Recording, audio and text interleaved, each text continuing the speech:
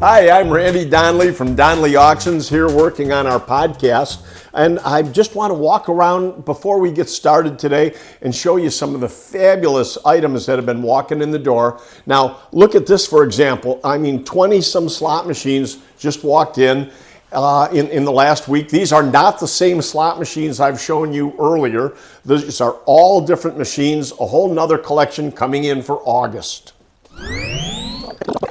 Everywhere we walk, you keep looking. Here, a license plate collection. That's going to come up in a future license plate auction, but somebody all had the same number. Everywhere you turn around, more stuff in the corners because it's all getting ready for the August auction. Nice driving game.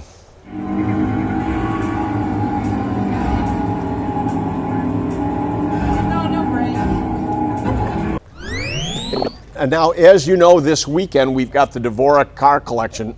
Turn around, you'll see Mike is still working last minute on some of the displays and cases. How long have you been working on this auction? For Weeks. Months, really? Yeah. Well, weeks, but weeks turn into months. So here we go. Just look at the amount of parts and everything. This is all being sold this Saturday. July 19th. It's just absolutely incredible, the Dvorak collection. If you collect Model A's, boy, you have to look at this auction. Go to DonleyAuctions.com and see what we've got. But here's one of my favorite items that walked in this door. They didn't walk in, we went and picked them up. But look at these doors. Look at these absolutely incredible doors that came from Chicago, from the old Potter Palmer mansion that was torn down back in the 1950s. Now, somebody has stored these doors for years, thinking that they were going to include them in a man cave or a building project and everything, but it never happened. And so here they are at Donley Auctions, these incredible, incredible doors. Still, look around this room, you'll see absolute incredible items, the Dvorak collection being sold. Another item that came in, you can barely see it because we've got it buried. Mike went on our radio show. We've got a new radio show now on WLS 890 AM. And Mike said, we need bars and back bars. Well, thank you. We got a nice bar here. And we've got more coming. We've got some more phone calls from you. Thank you for the phone calls. So we'll come out and look at more. But I want to show you some signs. Come this way. Beauties, eh? Okay, this Packard sign, this is not a replica.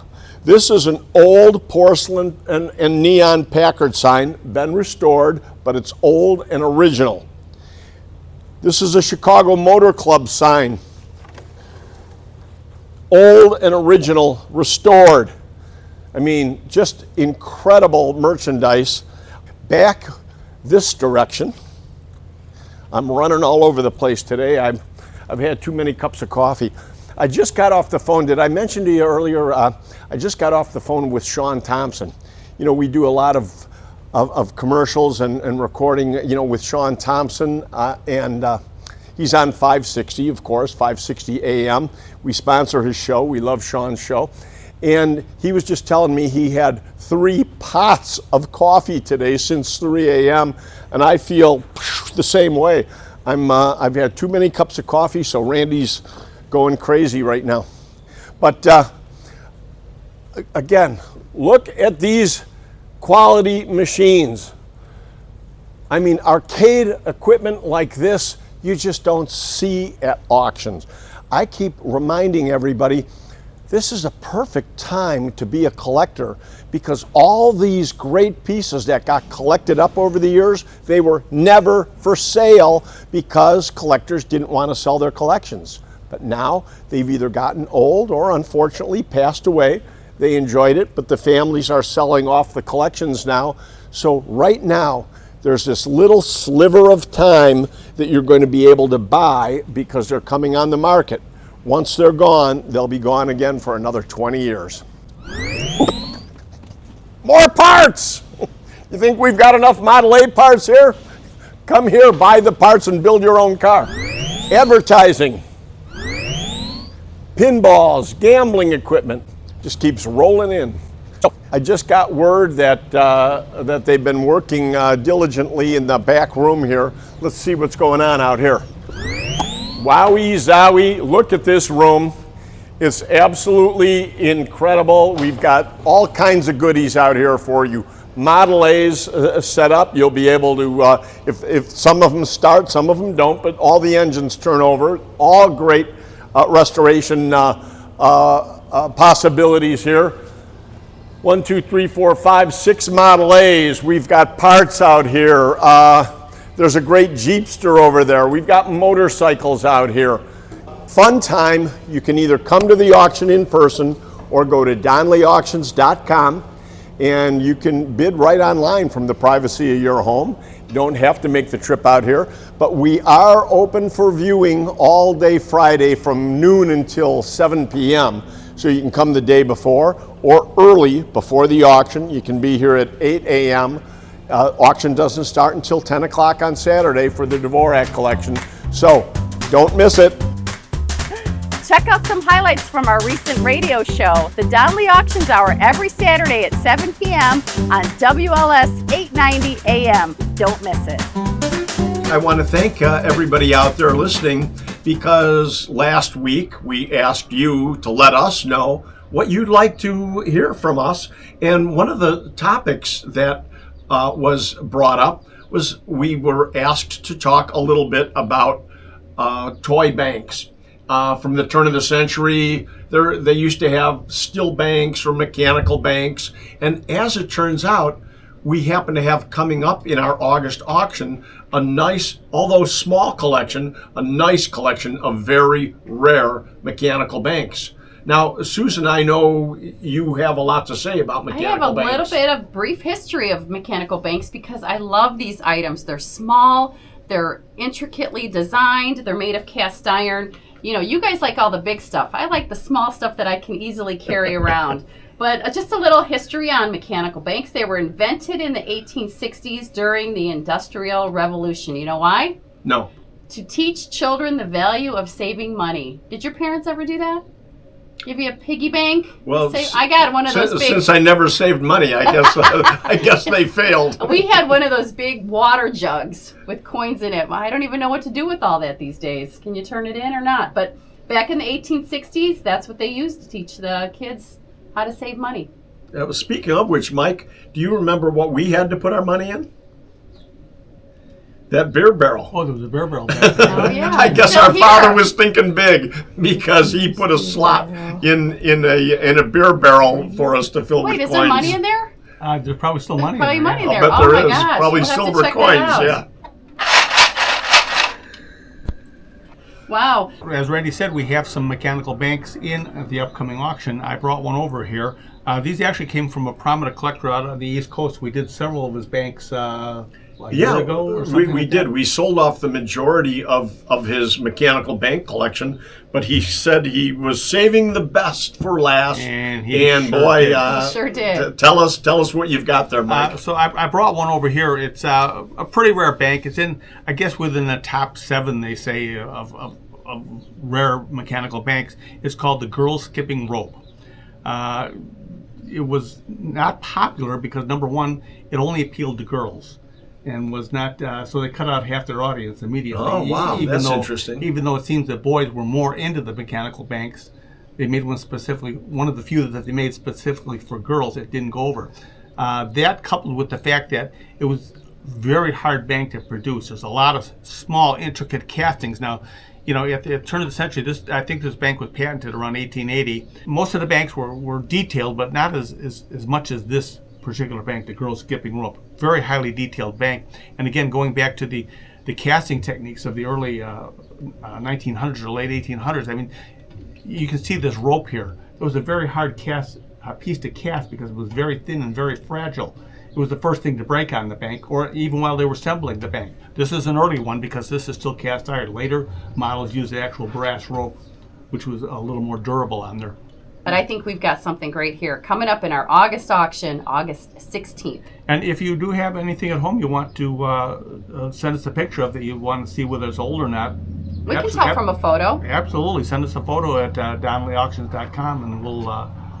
Better than that, send it to consign at DonleyAuctions.com. That's CONSIGN. Just send us a photo.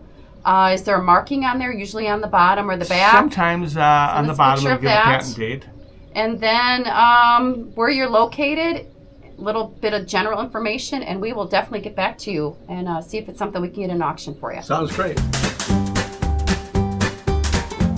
Ryan Boyle is with us, and last week on our very first show, I was explaining to all of you out there that we've got all kinds of experts that work with us here at Donley Auctions. And so our first few shows, today being our second, I thought we'd bring in some of our experts to introduce them to you, and so you can kind of hear from them and find out what we at Donley Auctions are looking for. So Ryan, again, thank you for coming into the studio today. And Ryan, I always tell everybody that you're an expert in three fields, coins being one of your strongest suits, coins, but sports memorabilia is big in your knowledge area, along with toys. Yep. Now, Mike was just here earlier today talking about mechanical banks. So a question that I would have for you is, coming up in the August auction, do we have any other toys that you can think of any consequence that we've got in August? What I am getting a large amount of are Lionel trains, American Flyer trains. So I do have a run of that. I do have another collection that we are working on right now that has some possible wind-up tin litho. And so hopefully tin litho. And again, I'm just jumping in here to remind us as radio hosts is our new audience might not know what tin litho means. So tin lithographed toys. They're made of tin, and the description is litho because why? They're lithographed graphics. The graphics on them is lithographed on the tin. On it, yeah. Okay, so tin litho. And then, so I'm talking the ones that would be, the 40s, 30s, the old wind-up ones. Yeah. Now, a lot of that came from Japan, didn't it? Yeah. And a lot of that is the more valuable stuff. That's actually the material that I'm hoping to encounter. I have a quick question, Ryan. Are there any particular sports that are more popular in the collector world than others? What sports cards should we be looking for? I hate to admit it because I am a huge baseball fan. I love baseball. That's what I love. I've always played baseball. My dad played baseball. That's my sport. That was the number one trading card for many years, and it's still argued, but honestly, most realists would admit that it's basketball now. NBA, vintage basketball is probably the hottest. Really? Right No, I would have thought that. Boy, I'm glad you're bringing that up. And it is shocking because it's, when you think about it, everyone thinks about the Mickey Mantles and the Willie Mays and all that. And that's what I love. That's what I grew up wanting and collecting. It expands. That's amazing. Now, some of the hottest cards are in the 2000s. They would have Jordan autographed inserts. So even though Jordan, it's on a rookie card and there's what makes it valuable is his autograph, and it's a low run. So pre-COVID, those cards were getting $900.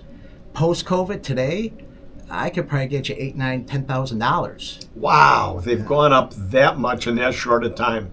That is absolutely when he was incredible. with the Bulls or his college career? No, when he was with the Bulls. When he was in the middle of his, towards the end, but he was, 2000s. So that's what makes those really valuable. I mean, obviously his rookie is extremely valuable too, but everyone knows about his rookie, and that's what I offer is my knowledge as a collector. You go to anyone, any generalist is the Michael Jordan rookie. Anyone can tell you that, but who's going to tell you that the insert with the autograph, they might have 5, 10, 15K there. And that's what I offer as my personalized service. Every collection that I take in, I handle as if it was my own. I market it as if it was my own. And that's what I love my job. I mean, it's great. You're very good at it, by the way. Very Yes, good at you it. are. Yes. But Ryan, I know we're talking kind of specifically about cards here, but when we talk about sports memorabilia, to our listeners out there, they need to know that we're not just looking for cards, because obviously I see you all the time bringing in baseball bats, footballs, helmets, jerseys. I mean, you just sold a pair of gym shoes worn by Michael Jordan. I mean, so what else can you tell our audience? Yes, I that want you're everybody looking for? running to their attics and garages and in those hope chests right now, looking for these items. Well, anything Michael Jordan game used is hot. Our last auction, we sold a pair of game used Jordan shoes, and I think they paid 16 for it. 16 what? 16 large, 16,000. Yeah. 16,000. I wish I had another 16 truckload big of ones, those. yeah. So anything Michael Jordan, especially if it's game used or it has his autograph, is extremely hot right now. But anything autographed, Joe DiMaggio is still hot. I prefer the vintage personally. I love vintage. I'm 45 years old, so I gear towards that. But I still do collect modern. My wife will tell you I can't go to any Target without walking past the sports cards and grabbing a box and another $30. But it's what I do. I'm pretty sure that's not what she sounds like. Andrea, I know that's not your voice. Okay, well, we'll bring her on as a guest, and she can tell us even more about Ryan. Last night I was leaving a restaurant with my son, and we're both wearing the Donley Auctions branded shirts. Well, I'm here today with my son and co-worker, Thomas Boyle, and we are at the Break Time Card Show in Killdeer. And I have to say, this is one of the nicest venues I've been to at a show. They have valet parking. We gave my son candy. And we're just enjoying a piece of pizza, chatting about sports cards and collectibles. And how old is your son? He is 4. Tommy's 4.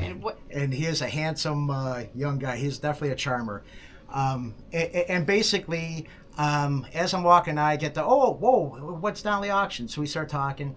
And make a long story short, he owns a coin store in the Chicagoland area, and now he says we're going to start doing business. So if he wants to do business with me, why wouldn't you want to do business with us? That's right. Wow, what a great way to thank you, Tommy. Yeah. It's a finder's fee. We'll have to have Tommy on as a guest. Real quick, too, I just want to let everybody know. First of all, how do we get a hold of Ryan, right? Well, what we always recommend is please send us an email at consign@DonleyAuctions.com. That's CONSIGN at Donley Auctions. That's DONLEY auctions with an S.com. Just tell us what you have. We will kick it down the line to Ryan, who will analyze and look at any photos and get back to you with his recommendations on what the next steps would be.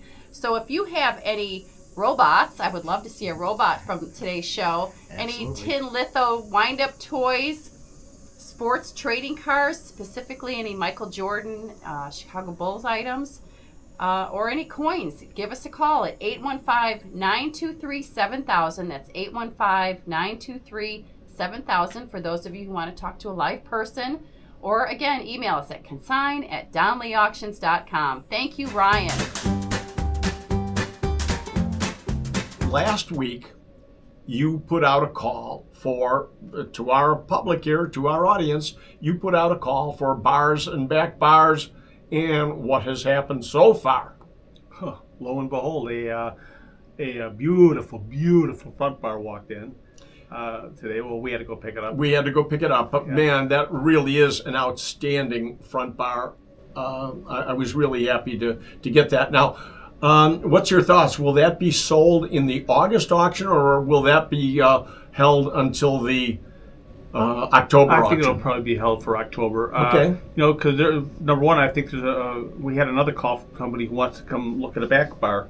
So you never know. Okay, but ladies and gentlemen, that does not mean, oh, they now have a bar and a back bar. We don't need to call. We're still looking for bars and back bars. It's something that we always have fun selling here at Donley Auctions. I don't know why, but maybe because of our upbringing in the Berwyn-Cicero area, where there used to be bars on every corner. Every corner had a little tavern in it. Yeah. So it was kind of something we remember growing up, and we've been around the bar business for years. We actually had a saloon for how many years was it? 25 years. Oh, maybe, my yeah. goodness, Yeah. 25 Well, more than that years. if you count the banquets and everything. With the banquets and everything, Oh, was geez, 40 years Louise, with that. 40 years. A lot of weddings. Yeah, that's for sure. And but it was fun, and we move on now with auctions. And so besides bars and back bars, what else are we still looking for? Well, anything game room, really. It's funny because back when we were kids growing up, back in the 50s and early 60s, it seems like everybody had their basements fixed up as bars. They had slot machines in there, they had bars, they had jukeboxes down there, they had bowling machines, pinball machines, all that stuff. But you know, Mike, it was that World War II generation. What had happened is the whole nation went to war. Mm-hmm. And all our guys, all our young men went overseas to fight and did so. And those who were lucky enough to come home, when they came home, they decided they were going to party. Yeah. And boy, everybody did, thank goodness. And they all had their, like you say, their little basement bars. And they all had, what, a bar, a slot machine, and a jukebox. It was like some signs and stuff. It was always, the things that they were getting out of bars and things like that. You know, they were the original man caves when you think about it. Yeah. Yeah, pretty cool. And it was funny when we talk to these people, when we're pulling the stuff out, they'll always talk about, all the parties we had down here. And there'd always be pictures hanging on the walls of some of the wild parties that they were having there and stuff. Yeah. Must have been a fun time. Okay, so for now, I'm Susan. and I'm Randy Donley, and we'll see you at the auction.